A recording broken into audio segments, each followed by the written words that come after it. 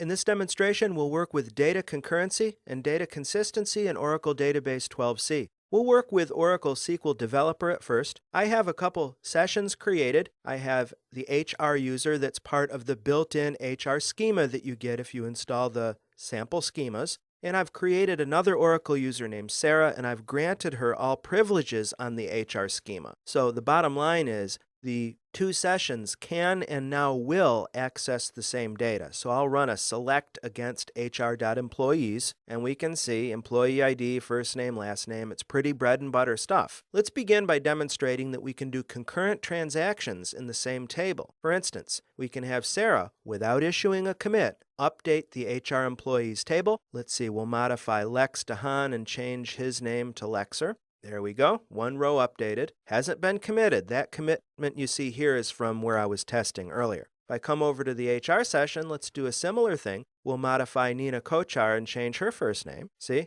everything's cool. Now, what happens if we look at Employee 101 from each session? How about select first name from HR.employees, where employee ID equals 101. What are we going to see? Well, if we do this from HR, we see the change reflected, don't we? But now let me right-click, copy this code, throw it over to Sarah's session. We'll select, we'll run, and see we see the previous data. So transparently, we're pulling that data from undo, and that shows the consistency aspect. Now I could issue, and will issue, a commit. By the way, you can do this graphically by using these guys right here. See, commit F11, rollback F12 right in SQL Developer. But I'll place my cursor and run the selection. Now I'm committed. Let's come over to Sarah and run that query again. And we see that the first name is now changed to NINA, and we'll want to actually commit her session as well. Actually, why don't we roll back? And that would allow, let's do this.